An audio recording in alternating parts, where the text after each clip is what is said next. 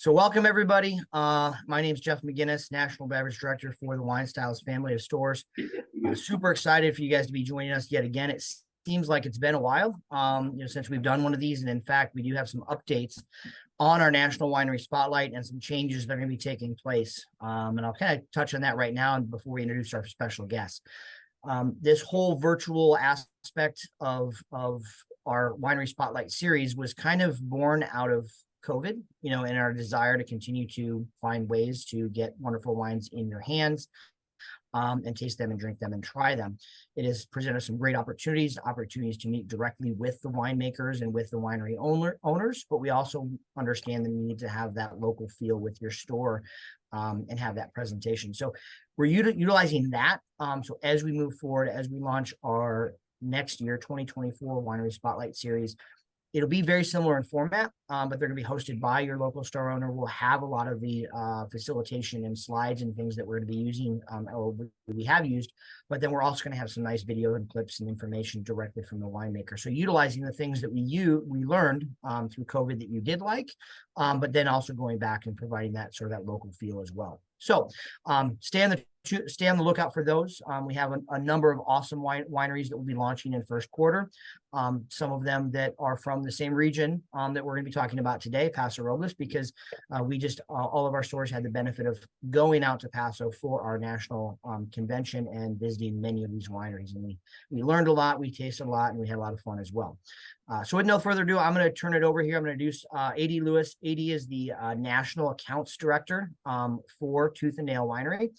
He has been very instrumental in getting us the information that we need to properly market this, to select the wines, and then as of late, dealing with some of the logistical issues of that we still seem to have with COVID, of getting the wines actually to the States and then into the stores. And so we thank him for that. I'm going to turn it over to him. He's going to introduce our other special guest, and then we're going to start tasting some wines.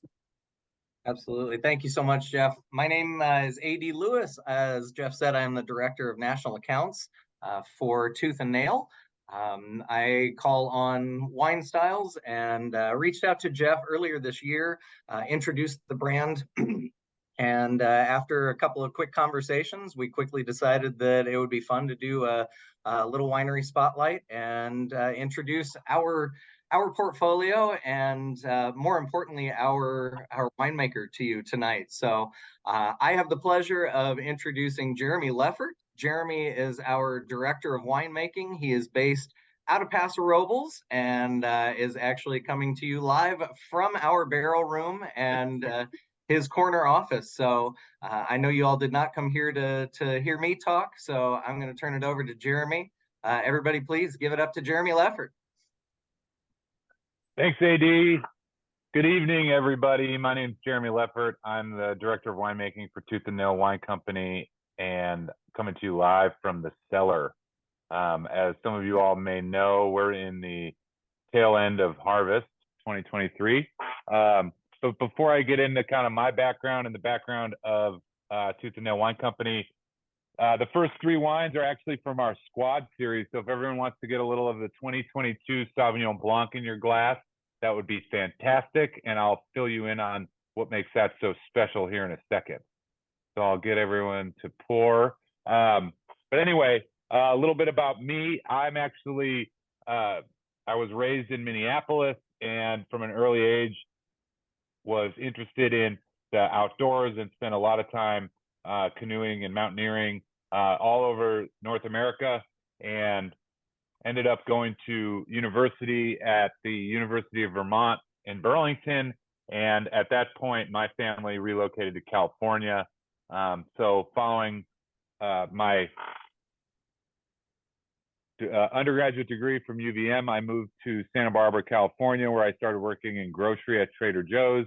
And that's where I discovered wine and started studying it. And eventually, I discovered that you could actually study wine academically. I moved up to San Luis Obispo and enrolled in a master's program to study viticulture because I wanted to be on the farming side, and ended up starting working in wine cellars back in 2007. And it was very contagious. So I've dedicated my career to being a winemaker, but with a really strong viticulture background, because one of the things I hold, very important to me, and part of my philosophy, is that the best winemaking decisions occur in the vineyard. So Tooth Nail Wine Company was started by a grape grower named Rob Murray back in 2008.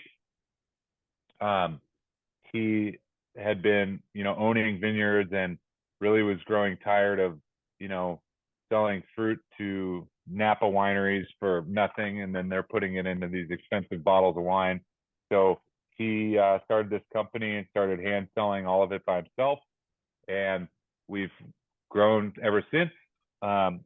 He recruited me in 2015, so this is celebrating my 9th harvest here at Tooth and Nail, and we developed the Squad series in early 2021. Really, as we reinvented ourselves, these wines are all really fruit driven, a lot of purity in the fruit. They're just a lot of fun, and I think they're really important for me because of their price point and how accessible they are to everybody. And I feel like my bandwidth as a winemaker is large with these wines, because we make a fair amount of them, although they're still small by all means. And this Sauv Blanc that you're drinking right now is, although it says Central Coast on the label, the 2022 vintage is all from Santa Barbara County, about 2/3 from Happy Canyon, which is the easternmost part of the San Ynez Valley, and some from Los Olivos district. And this wine, super fun. I've got some in my glass right now. This was actually all destemmed and given about 8 hours of skin contact prior to pressing, and all these different lots were fermented, and when it was blended, it worked out to about 50% fermented in barrel, and the balance being fermented in stainless steel, concrete eggs, and some large oak foudre, and really trying to get the richness on the palate with all that lees contact from the concrete and from fermentation in barrel. As some of you may know, when you put white juice into barrel for fermentation, the temperature gets much warmer than, say, in a concrete egg or in stainless, where you can actually control the temperature. So part of the beauty of fermenting warm with white wines is you start to form these thiols, which are the tropical aromatics and flavors that we get in California Sauvignon Blanc. So, and I'll give you a little geography. I'm going to share my screen right now as everyone finishes up their Sauv Blanc. What does everybody think of the Sauv Blanc? Good. Great. So this is where I'm at right here. We can, let's zoom out of here if I can find my toolbox. There we go. So this is, yeah. All right. So this is Paso Robles. This is where I'm at. This is about 17 miles from the ocean. And I don't think enough people talk about the importance of the Pacific Ocean, or any ocean for that matter, that is in proximity to a wine growing region. In fact, all great wine regions have an ocean nearby. And that's not just by choice. It's because these large bodies of water are what regulate our climate. We're in the central part of California, so the Pacific Ocean is pretty cold all year. It rarely gets above 65 Fahrenheit, and honestly, it stays between 62 and 68 degrees all year. That is one of the most important parts of Paso Robles kind of viticulture, is the proximity to the Pacific Ocean. And coupling that with its geologic history and one particular geographical feature, you get something really special. So it's geologic history is all marine. So eventually, millions of years ago, all of this was ancient seabed. As a result, we see lots of limestone. So all the soils in many of the soil series in Paso Robles have very high pH as a result. And you grow grapes in high pH soils, you tend to have really beautiful acidity. The geographical feature that I was talking about is right here. It's called the Templeton Gap. And as hot air rises in the San Joaquin Valley, it draws cool air through the Templeton Gap, which cools down all of Paso Robles. So we have a huge diurnal temperature swing. And because we can brag that we get below 55 degrees during the growing season, that's one of the ways we hold on to all of this beautiful acidity in our wine. So I've been saying for many years that, you know, the Pacific Ocean is really the guardian of acidity. So 6 years ago, Paso Robles was split up into several different districts. We currently source from most of them. The next wine that I'd like to show you is the, let me think, it is the Cabernet. And some of you have the 2021 and 2022 vintages. So while everyone's getting their flash of their second wine, I'll kind of talk in detail about the vintage differences. And you can, what you can expect when you buy a bottle of wine from these vintages from Paso Robles. So 2021, the hallmark year, very, very cool compared to many other vintages in Paso Robles. And if we're just comparing the number of days that get above 100 degrees, there's very few of them in 2021. However, 2021 was also marked by the drought, as was 2022. We did not have a wet winter. So both seasons got off to an early start. And harvest started on the early side, both vintages. 2021 was very special because post Labor Day, as harvest was starting, we really got to take our time with picking. There was no rain on the forecast or, you know, frost or anything like that. So we were really able to take our time, and we didn't have any heat spells, so we weren't really pressured to pick. So we were able to really just wait for flavors, and I really was not concerned with sugar levels or anything. I was just waiting for flavors, and it was a very kind of controlled vintage. 2022 started off early, but by and large was warm to mild vintage in Paso Robles until Labor Day. 2022, due to poor weather in May during bloom, the crop was smaller than 2021, and so the fruit was further along when the Labor Day heat spell hit, which really the wines are quite polarizing. Whereas 2021 has an elegance and freshness to them, 2022 is a much richer vintage, and it has a lot more power and structure. 2021 Cabernet leans itself more to the blue and black fruit, where the 2022 is more in that red to black. And if we're just looking at Cabernet as a varietal and where it's grown, if it's grown in too cool of a climate, it's green. And as you get warmer, it goes red, blue, black, red again. So that's a way to kind of compare these vintages, is what's the fruit profile each of these vineyards is giving you. And a lot of the vineyards that we've been working with for many years. So winemaking stays relatively the same. So really what you're actually tasting is just vintage differences, which are by and large beyond our control. So yeah, these are super fun. Cabernet, the winemaking is pretty straightforward.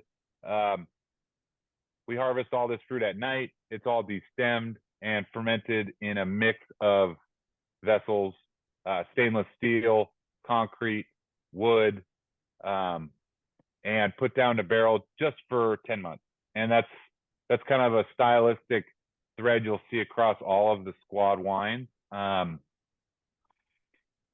We bottle them at 10 months because we really want to just hold on to freshness and keep them vibrant and approachable for people, especially, at this price point. Retail is between $25 and $30 a bottle, depending where you are.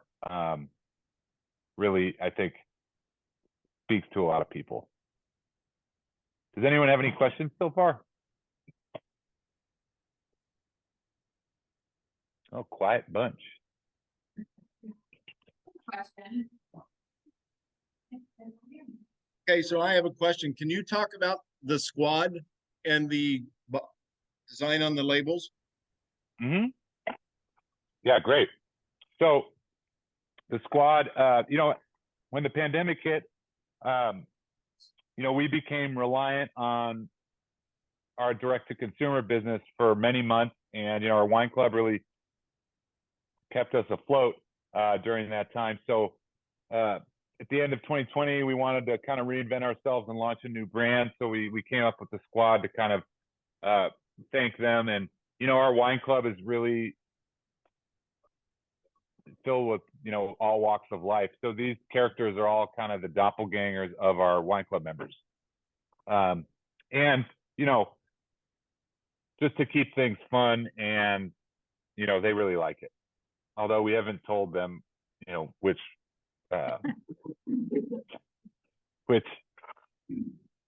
might character ask they for are. royalties if you tell them which ones it is. Yeah, so it's a lot of fun. We have fun with it. So Now, in the hot, I guess one question I have is obviously Paso's more known for the reds. We had the opportunity to understand and visit a lot of wineries out there and have some amazing whites as well. What are the challenges with maybe some of the regions and some of the sub-districts with having that mix of with the reds and the whites and just sort of the terroir and the temperature and everything else? that's a good question. I think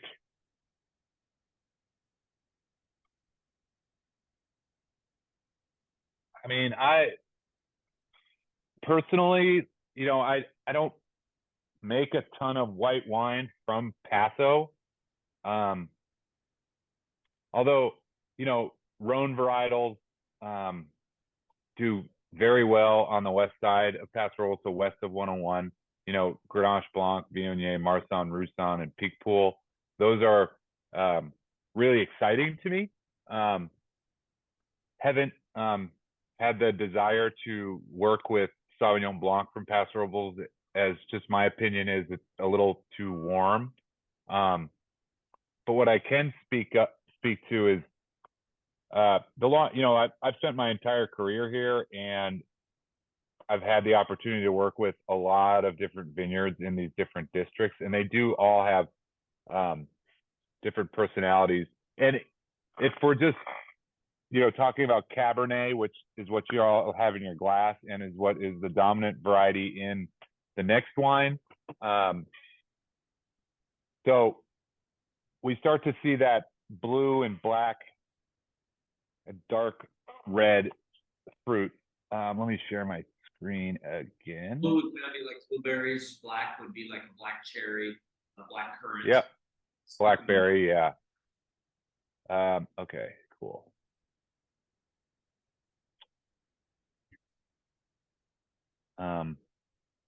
So where our winery is right here, this is Paso Robles Willow Creek district, which is all limestone driven soils. It's a few degrees cooler than directly east of us is called Templeton Gap. And then moving further east, so here's Highway 101. This whole area right here is El Pomar. And then this is Creston over here. And then above here is Geneseo. Yeah. This is Geneseo up here. So I think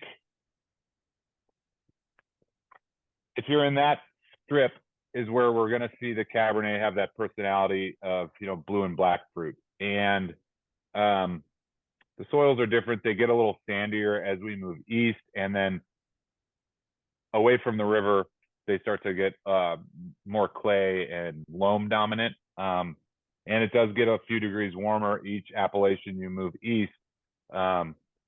So that's, I feel like the Cabernet from Willow Creek tends to be driven with black fruit and minerality, where El Pomar and Creston is blue fruited with tons of richness. So I think to make the best wine is what we're working with is actually blending all these different appellations together to kind of make it more of a complete and complex wine. Since we've pivoted to start to talk a little bit about more of the reds, can we pour the second wine here, the cab? Oh yeah. Everybody's probably ready for the cab, for sure. If you haven't already, I know some stores probably have already, there might be their fourth wine already. But go ahead and pour the cab if you've not, and let's kind of start talking about that. And obviously, you know, Paso's known for that. Is there anyone who hasn't tasted the cab? Because I thought we already moved. Oh, we moved past that already? No worries. I must have missed that. So okay. Yeah, so the third wine is the 2021 Red Blend, which I believe everybody has 2021. So again, cooler vintage. The Red Blend is driven by Cabernet around 60%. And then there's some Merlot, Petite, Sirah, and Syrah in the 2021. Really want this to just be like a really pleasing wine, you know, works with almost anything you can put together in the kitchen. You can dress it up, you can dress it down. It's just a lot of fun. There's going to be less. Sorry, those are my boys back there. That's Ernesto and Paco. Anyway, yeah, so it's got some good richness on the palate. Similarly to the Cabernet, it's been only 10 months in barrel, really holding on to the freshness and vibrancy that we know and love from Paso Robles. Yeah, and this is actually one of my favorite pairings with the 2021 Red Blend is Chinese food. So I know when we had these and we sampled these, we loved them all. Certainly the labels themselves jumped out and were bold, exuberant labels in the wines. The wines tend to match the labels, which is kind of a, you know, that doesn't always happen. You know, sometimes the wines are overshadowed by the label. Sometimes the wines overshadow the marketing and the labeling, but they kind of match the personality of what's in the glass as well. yeah, I mean, you can't not have a good wine label these days. It's just not going to work. You have to have something that you know, catching to the eye and fun. So we definitely check those boxes, or try to. So yeah, that's the Squad series. We have those in. Those are our largest produced wines. They're available throughout most of the United States. And yeah, we're happy about them. We have a question from one of our guests. Yes, you mentioned Paso Robles is known for their cab sauce, right?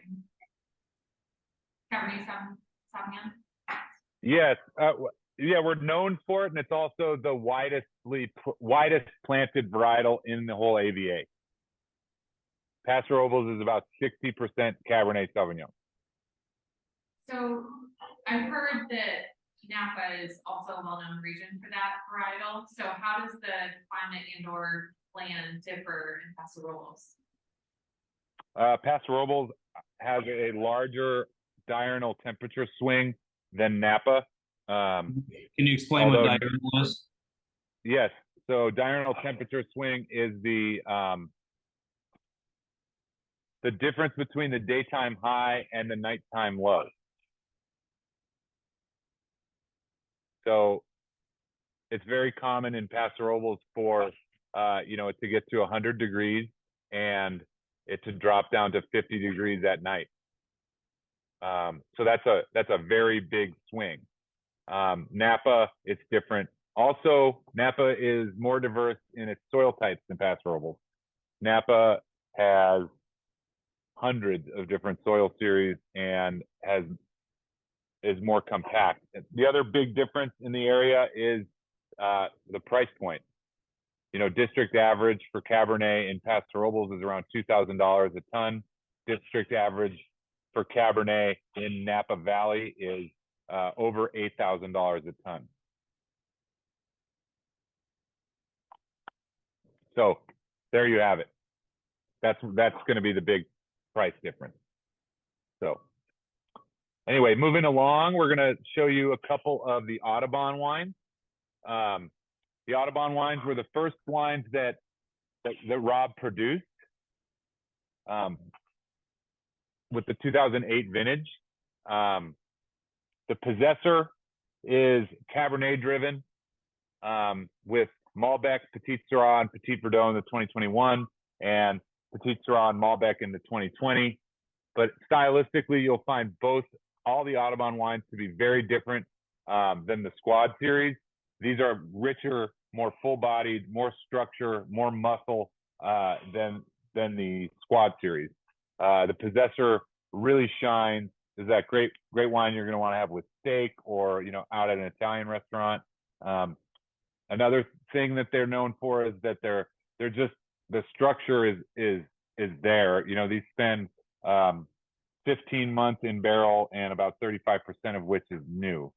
So you're going to get some structure from the wood. You're also going to get some nice, caramel, smoky notes as well. So these are all aged in small barrels.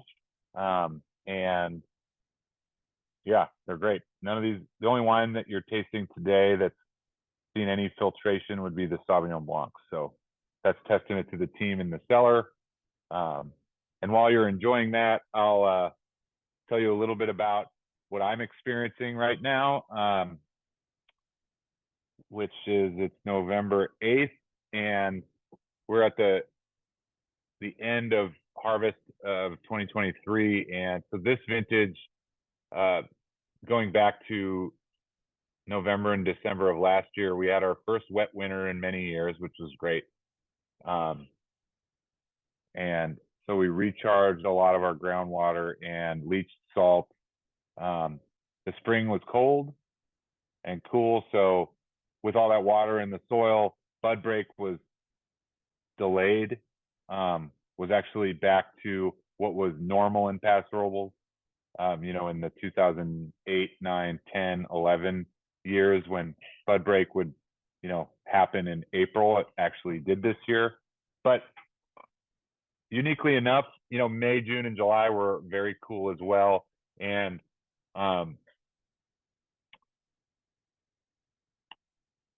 the shoot growth, was slow, and we honestly started getting nervous I started getting nervous in May about how delayed everything was and whether the crop was going to get ripe. And it just started looking later and later and later. But, we always get rain in mid-November.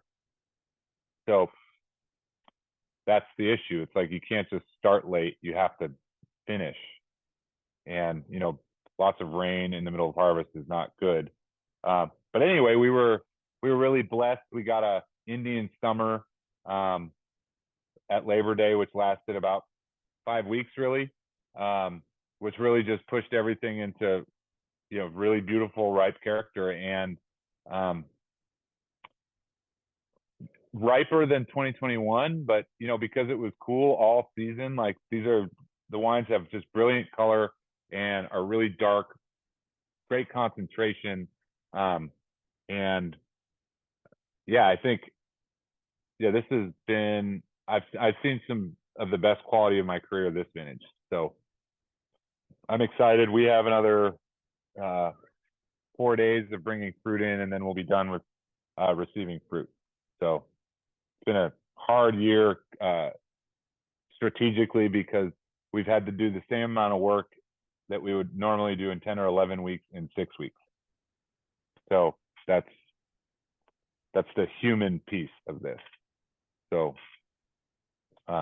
anyway, moving along to the One fifth question, wine. one question I have real quick.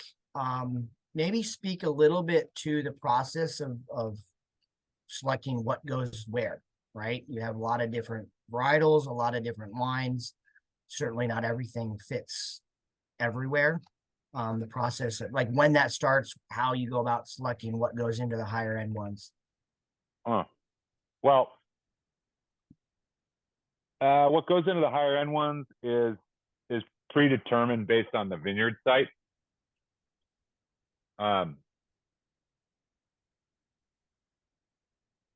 It's either fruit we grew, or, you know, Rob planted the vineyard in some cases, like our last wine today. So that's where it starts. Obviously, you know, the wine has to be amazing, even though the fruit's, you know, expensive, or we worked really hard on it. It still has to be great. But typically, like from a 20,000 foot view, like when I'm out in the field and working with growers, like I have a good feel for what style the wine's going to be from the site, and tend to buy fruit specifically for programs, rather than just sort of figure it out at the end. So but then every December, after the dust is settled from harvest, we sit down and grade everything, and you know, we have a systematic approach to how we taste wine, and then we assign programs for it, which usually it's similar to what we chose it for in the first place. But every once in a while, in a great vintage such as 2023, fruit that's historically gone to, you know, lesser expensive programs, not like lower quality, but just lesser expensive programs. Sometimes these vineyards produce way better wine because of the vintage. So then that actually makes the decision making even harder for those middle tier programs. And then, you know, I have guardrails for the blending, you know, like the Possessor, which you've tasted. You know, like I'm not going to go and put, you know, Pinot in it or whatever. You know, it's like it's a Bordeaux blend, or that's the inspiration behind it. So that's my approach. And every so often, you know, like we'll make decisions as kind of the cards are falling during harvest on whether that's what barrels I'm using or what we're doing. So that's the process. And then next is the 2021 The Stand, which is probably the biggest and most unapologetic wine we make. This is driven with Petite Sirah, with Mourvedre, some Syrah, and a little bit of Viognier. This is a rich, powerful wine, and really the Mourvedre and the Syrah Viognier co-ferment that I blend in really kind of bring a little elegance to the blend, so it's not all just, you know, bash you in the head power, which Petite Sirah, you know, undeniably has. So it's a lot of fun. This was fermented mostly in small stainless steel tanks and some concrete, and went down to just about 15 or 20% new, and most of this was large format, so 500 liter puncheons and 600 liter demi-muid. So this was a lot of fun. This was bottled about a year ago. It's drinking great right now, and this wine will age for a number of years as well. So I encourage all of you to take a few home. We'll be moving into the 2022 vintage here shortly. One of the questions that I've received is, you talk a lot about harvest and harvest time and what the weather's like around harvest. Specifically maybe speak to why rain, leading up to harvest is not a good thing. Yeah, rain's bad because number one, it's adding water to the root system, and you can dilute sugar and flavors and all that with, irrigation. That's probably the most amenable negative thing about rain. The big one is disease. As we all know, fungus likes moisture, and you're so close to harvest. We're not spraying the fields with fungicides, anymore. That stops in June. And so anyway, certain varieties are more susceptible to it, but you get moisture on there, you can have bunch rot, which some of you have heard of, botrytis. That can be a big problem with a lot of different red varietals and whites. And so a cool vintage like this, the disease pressure has been higher than normal. So getting 2 inches of rain and still having to harvest can be pretty bad. So, and overall, it's just bad for wine quality. So Now, AD, correct me if I'm wrong. Are the 3 last wines that we had, are they in regular distribution, or are those things we brought in special for this? The Possessor and the Stand are pretty much distributed nationwide. The last wine that we're going to be tasting, the Amor Fati, that is a very small production wine. So we tend to send out a few cases to our markets as they become available. But typically markets won't usually get more than about 5 to 10 cases of the Amor Fati a year, just because, and Jeremy, correct me if I'm wrong, but we're probably talking about 300 to 500 cases on average per varietal per vintage. yeah, 500 at the absolute most. And you make a Chardonnay in that line too, right? Yep. Yeah, so moving along, Amor Petite, this is kind of our top tier brand that's available out in the market. Amor Petite, the artwork is inspired by the writer William Blake, the British writer.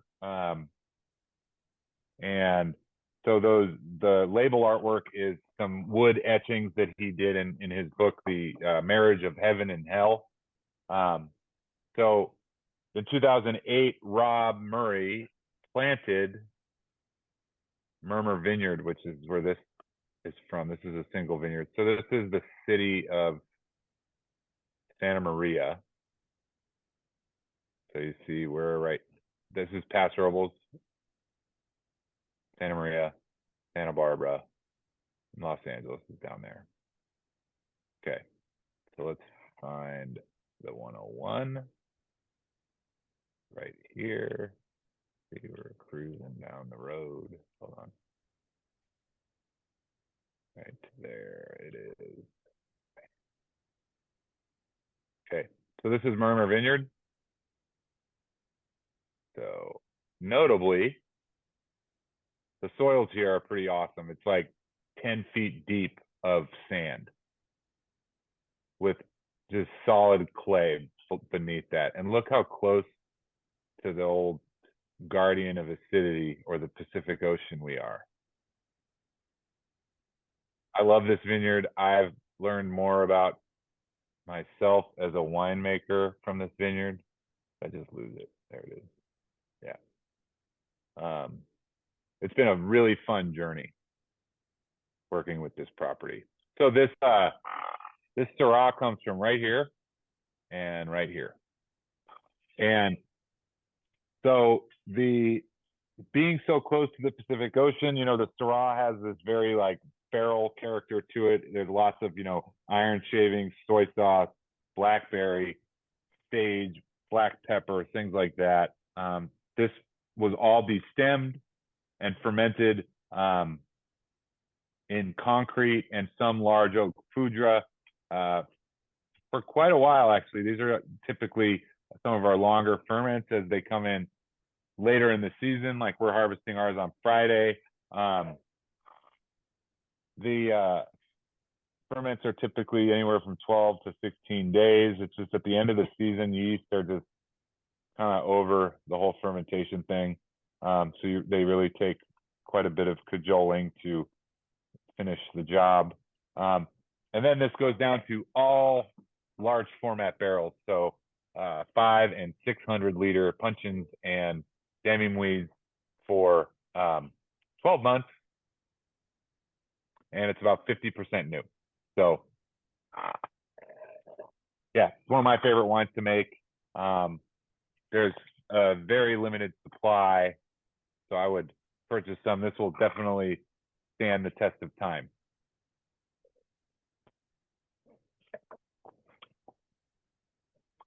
And I will interject here, Jeremy's being a little modest because this wine also just received 95 points and cellar selection from Wine Enthusiast. So we just got to celebrate that news recently, and we're all extremely proud and excited, and big kudos to Jeremy and the team on that one. Thanks, AD. Well, if anyone doesn't have any questions, I gotta get back to work. So I'll do a first call and for questions. I got a And couple maybe- more. I got a couple more kind of standard ones that I know are typically asked. One of the questions that I always hear is the oak decisions. Whether it's sort of a standard routine where you always know what wines are going to get what oak, or whether it's more on the fly, vintage driven, making those decisions based on more of an art versus a recipe. Yeah, it's not really too much of a recipe. Like I have the cooperages that I know I like with certain vineyards. But typically how much wood things get is kind of a tank to tank decision I make in the cellar.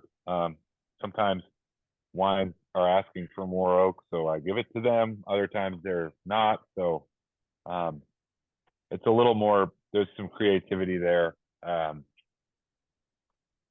Since we order our barrels in January and February, so when they show up, we have what we have. So we have to work with what we've ordered. So there's that element.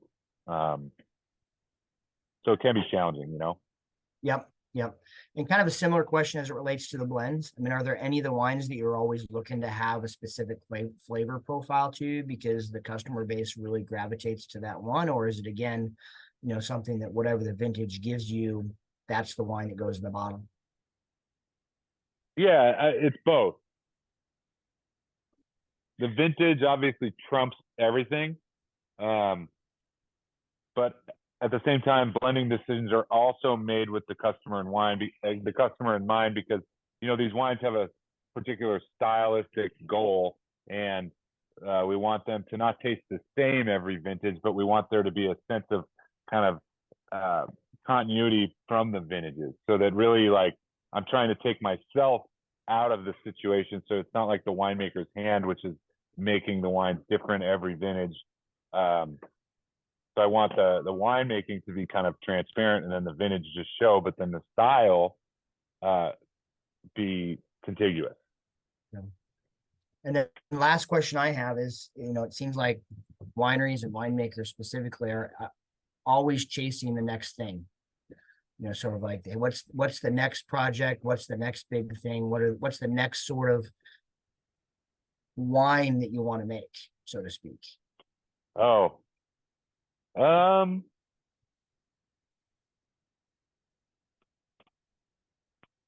a good question. I I always like, you know, making Grenache, and I'm starting to kind of love Cabernet more. Yeah.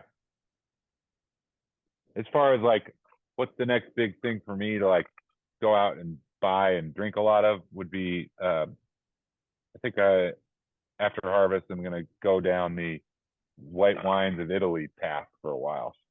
So, and I change it up every, you know, couple years on what I do, and then I'll just get bored and switch. So Then go back to drinking your own wines, right?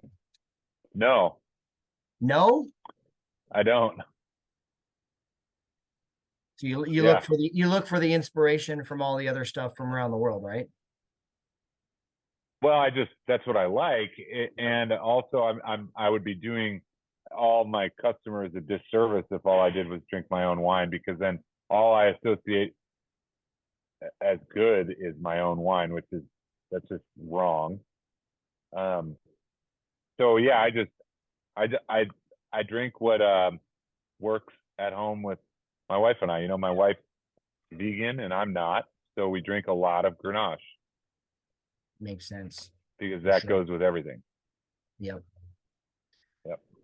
Well, I don't have any other questions. Nobody else has put any others in the chat, which isn't uncommon. They're usually savoring the wines and enjoying their local group as well. Dogs there in the back barking again. We appreciate everything. Obviously, you know, we know you're right in the middle of the season. I also know that timing got pushed back this year with harvest, and so Yep. want to let you get back to it. We appreciate your time sharing your passion, Yeah. your love for the wines that you make. We appreciate AD for helping make this happen, and getting us some things that are kind of fun and special as well. As Great. I mentioned before, when we kind of started, stay tuned. We'll be launching our 2024 Winery Spotlight series. There'll be probably some neighbors of Tooth and Nail, from some wineries we had a chance to visit as a WineStyles team out there, as well as other wineries from around the world. Just going back to a little modified format where we're doing those in the store with our local store owners, leading the charge in partnership with distributor, but also getting the local touch from the wineries and winemakers through some videos specifically driven for us. So with that, I guess we're good to go. Thanks again for everybody for joining us. Last thing, we obviously have the wines in all the stores. I kind of always forget to say that. You know, these are things that we brought in specifically for this event. There are special pricings for tonight in every store on some of the wines, but we'll look to continue to carry these because I know they will be a fan favorite for sure, for not just tonight, but months to come. Perfect. Thank you, everybody. Thank you all Have a so good night. much. Bye.